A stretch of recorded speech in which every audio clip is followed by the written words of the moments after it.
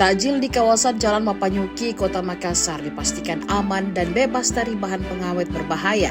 Kepastian itu disampaikan Kepala BPOM Makassar Yosef Dwi Irwan Prakasa Setiawan usai melakukan sampling dan uji cepat di lokasi tersebut pada Senin 23 Februari 2026. Kegiatan ini merupakan bagian dari pengawasan rutin selama Ramadan untuk memastikan keamanan pangan di tengah meningkatnya permintaan masyarakat. Hal tersebut seringkali dimanfaatkan oleh oknum tak bertanggung jawab.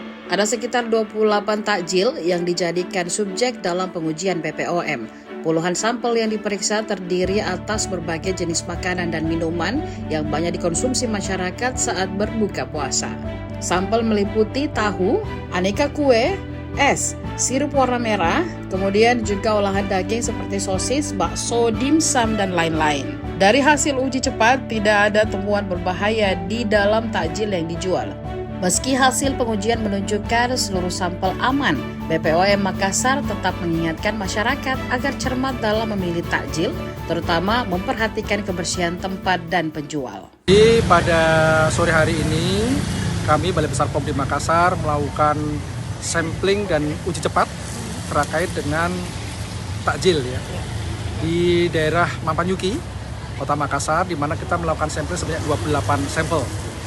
Ada berbagai macam sampel, ada tahu, aneka kue, es, sirup warna merah, kemudian juga olahan daging seperti ada sosis, ada bakso, dimsum, dan lain-lain yang kita curigai ada ditambahkan bahan berbahaya. Itu kita lakukan sampling dan uji, dan alhamdulillah bahwa seluruh sampel ini tidak ada ditemukan mengandung bahan berbahaya, apakah itu formalin, boraks, rhodamin B ataupun metanil yellow. Tentunya kegiatan ini merupakan bentuk negara hadir memberikan rasa aman dan nyaman khususnya bagi umat muslim dalam menjalankan ibadah puasa Ramadan gitu kan. Karena kita tahu bersama biasanya saat Ramadan ini diikuti dengan peningkatan kebutuhan ataupun permintaan demand dari masyarakat. Nah, ini terkadang ada dimanfaatkan oleh pelaku-pelaku usaha nakal dengan menambahkan dan menjual barang-barang yang tidak sesuai ketentuan, entah itu yang rusak, kadaluarsa, termasuk takjil yang bisa jadi ditambahkan bahan-bahan berbahaya.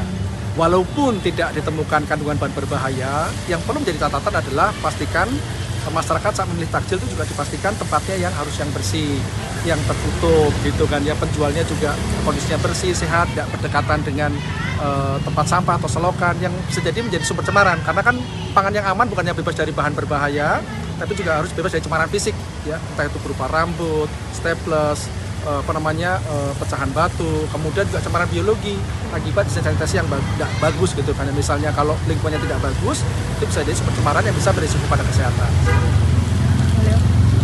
Download Tribun X sekarang, menghadirkan lokal menjadi Indonesia.